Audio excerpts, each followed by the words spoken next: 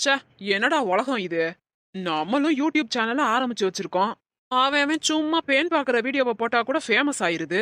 நம்ம நாக்கு தள்ள 4 மணி நேரம் பேசினா கூட ஒரு வியூஸ் கூட போக மாட்டேங்குது. நம்மளும் இப்போ இருக்க ட்ரெண்ட் படி போனாதான் ஃபேமஸ் ஆகும் போல.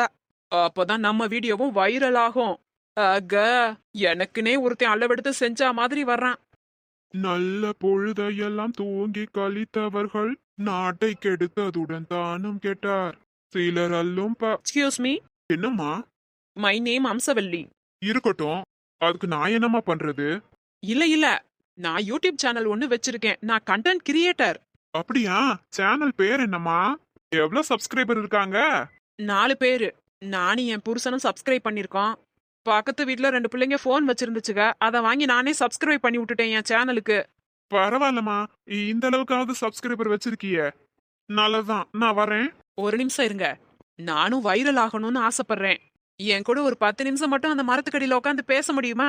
அப்படி நீங்க என் கூட பேசிட்டா நானும் ஃபேமஸ் ஆயிருவேன். புரியலையேம்மா. நான் ஃபேமஸான ஆளு கிடையாது, சினிமா நடிகரும் கிடையாது. எங்க தெருவை தவிர நான் யாருன்னு யாருக்குமே தெரியாது. என் கூட பேசுனா நீ எப்படிமா ஃபேமஸ் ஆவ? நீங்க ஒண்ணும் கவலைப்படாதீங்கனே. அண்ணே, நாளைக்கு உங்களை தெரியாதாலும் இந்த உலகத்திலே இருக்க முடியாது. நான் உங்களையும் வைரல் ஆக்கி விட்டுருவேன். அப்படியா? சரி வரேன், வா. வாங்க போவோம். யோ, உனக்கெல்லாம் அறிவில்ல? என்னம்மா? என்ன நொண்ணம்மா? அவ கூப்பிடுறான்னு பின்னாடியே போய் வைரல் ஆகுறேன்னு போற? அந்த தான் என்ன வைரல் ஆக்கி விடுறேன்னு கூப்பிட்டுச்சு. ஆமாக்கா. அவ கண்டிப்பா உன்னை வைரல் ஆக்கி விட்டுருவா. ஆனா தப்பான பேரோட. என்னம்மா சொல்ற? ம், நீ கேரளா நியூஸ் எல்லாம் கேள்விப்படவே இல்லையாயா? அட ஆமா. அவ தான் உன்னை கூட்டிட்டு போறா. ஆனா வீடியோல நீ அவளை கூட்டிட்டு போன மாதிரி திருச்சு விட்டுருவா. அப்புறம் நாளைக்கு நீயும் தொங்கனு முடி.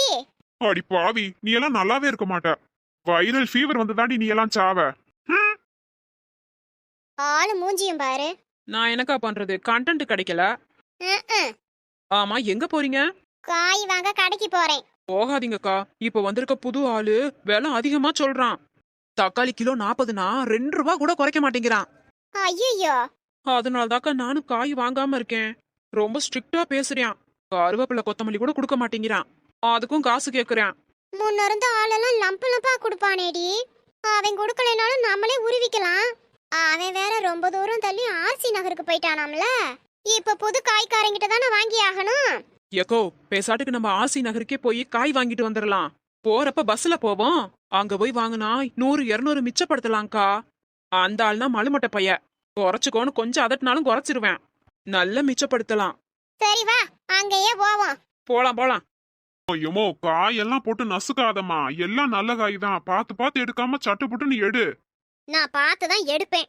நான் தொட்டோட்டின்னா எல்லா காயும் வேஸ்டா போகுதாக்கம். சும்மா கிடங்க அண்ணாச்சி. ஒரு காய நிம்மதியா பொறுக்க முடியல. நொய்யின்னு. அண்ணாச்சி, இவளுகளா? இவளுக்கு எப்படி இங்க? என்ன அண்ணாச்சி, எங்களை பார்த்த உடனே பேச்சு வரலையாக்கும்? ஆமா ஆமா. என்னம்மா இந்த பக்கம்? காய் வாங்கலான்னு தான் வந்தோம். ஏன், நம்ம தெருவுல தான் காய் வருமே, அங்கனையே வாங்கியிருக்கலாம்ல. என்ன அண்ணாச்சி இப்படி சொல்றீங்க? 10-15 வருஷமா நாங்க உங்ககிட்ட தான் காய் வாங்கிட்டு இருந்தோம். நீங்க காலி பண்ணி இங்க வந்து கடைய போட்டுட்டீங்க. நம்ம கடையில வாங்கினாதான் காய் வாங்கின மாதிரியே இருக்கு.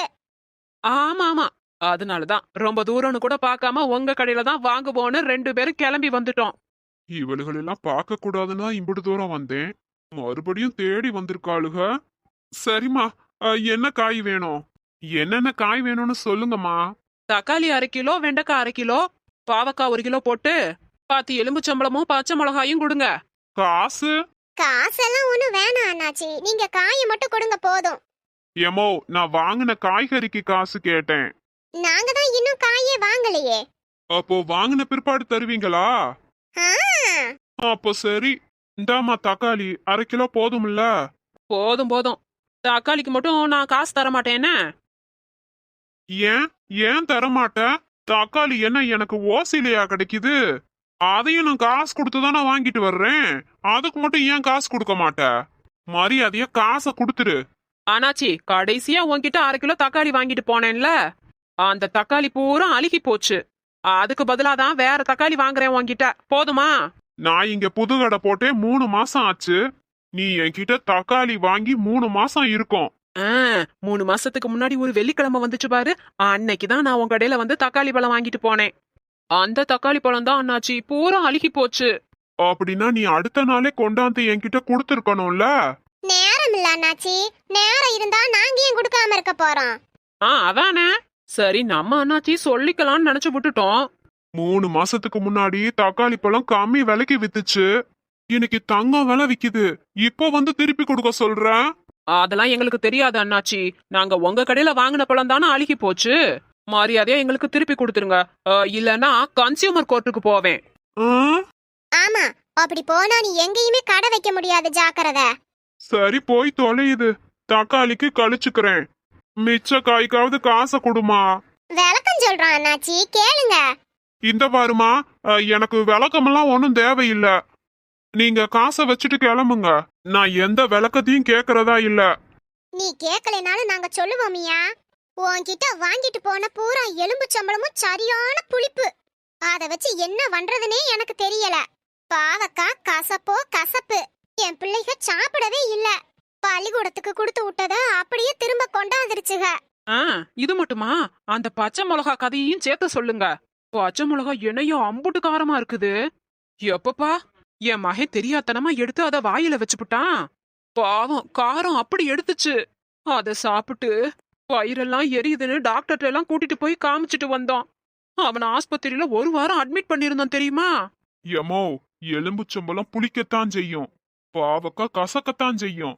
ஏம்சு, நீ சொன்னிய பச்சை மிளகா அது காரம் எடுக்கத்தான் செய்யும். அதோட குணமே அதான்.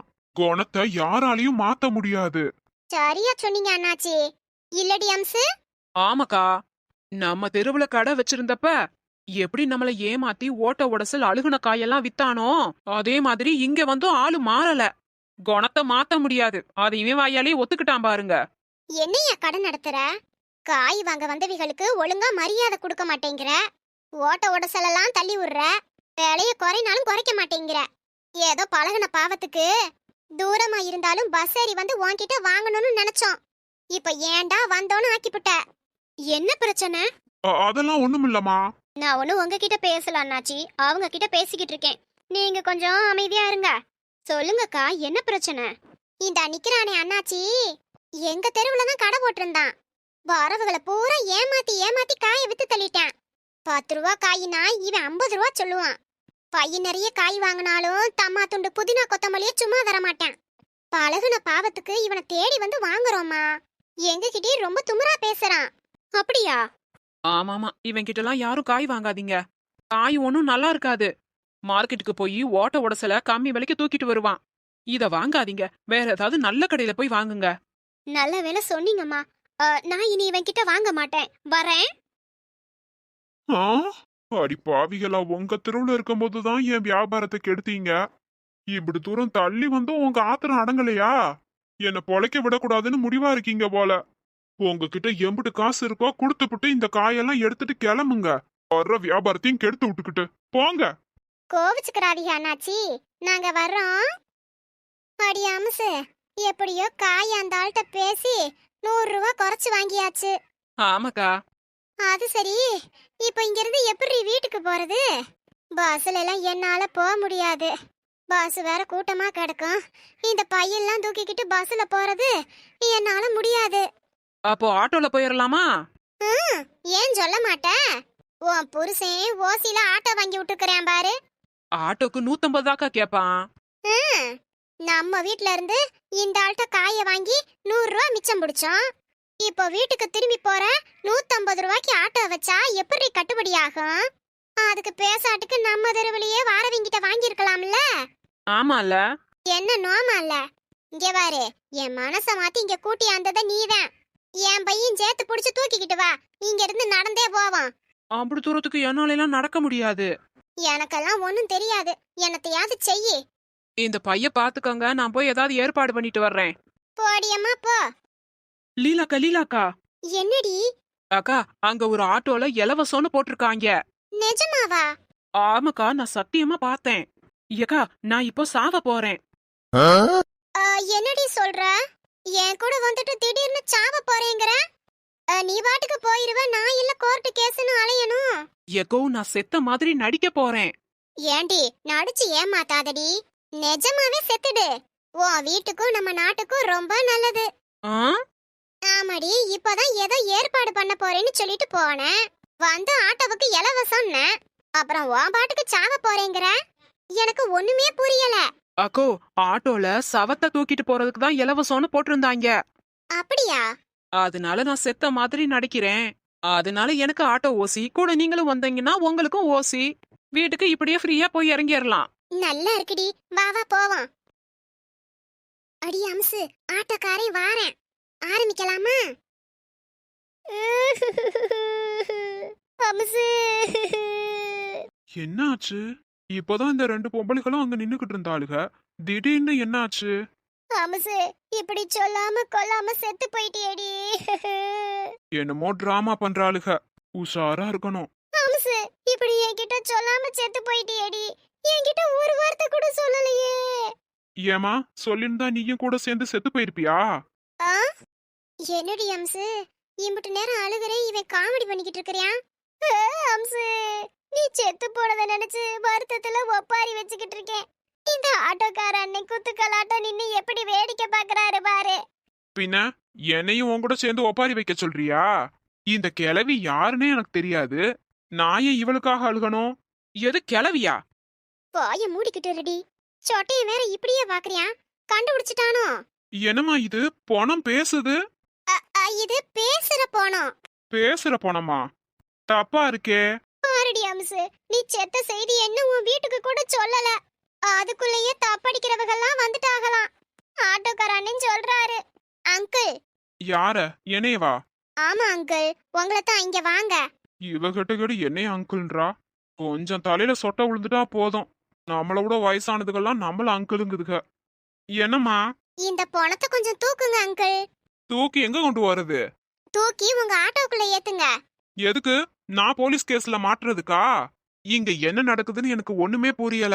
தேவையில்லாம இதுல நான் தலைய கொடுக்க விரும்பல. அங்கிள், உங்க தலையெல்லாம் நாங்க ஒண்ணும் கேட்கல. நீங்க இந்த பணத்தை மட்டும் எடுத்து உங்க ஆட்டோக்குள்ளார ஏத்துங்க. ஆட்டோக்குள்ள எல்லாம் ஏத்த முடியாது. அப்படியா? அப்பனா சரி, மேல ஏத்திக்கிறீங்களா? நான் வேணா உள்ள உக்காந்து வாரேன். அதெல்லாம் ஏத்த முடியாது. ஏன் ஏன் ஏத்த முடியாது? ஆட்டோக்கு பின்னாடி ஒன்னு எழுதிருக்க, முன்னாடி ஒன்னு சொல்ற. சவத்துக்கு இலவசம்னு நீ பின்னாடி எழுதி ஒட்டிருக்கீல. சவத்துக்கெல்லாம் இலவசம்னு நான் ஒட்டியிருக்கேன். நான் எங்கம்மா? பின்னாடி ஒட்டினதையே எடுத்துட்டு வர்றேன் பாரு. இங்க பாரு, இதுல என்ன எழுதிருக்குன்னு நல்லா பாரு. பிரசவத்திற்கு இலவசமா? ஆமா, அப்படிதான் எழுதிருக்கேன். ஒடி அம்சு, பிரசவத்தை தான் சவத்துக்கு இலவசம்னு படிச்சுட்டு வந்து சொன்னியா? நீ படிக்க கூட தெரியாத தற்கொலைன்னு எனக்கு தெரியாம போச்சே. எப்ப பாரு நான் பெரிய படிப்பு படிச்சேன், பெரிய படிப்பு படிச்சேன்னு சொல்லி பீத்துவ. நான் என்னமோ வக்கீலுக்கு டாக்டருக்கும் படிச்சிருப்பேன்ல நினைச்சேன். இத கூட படிக்க தெரியல. என்ன நடிச்சுக்கிட்டு இருக்கா பாரு. பெரிய மனசுல சிவாஜின்னு நினைப்பு. இன்னைக்கு இவள நிஜமாவே செத்துருவா போல் இருக்குது. இங்க இருந்து ஓடிடுவோம்.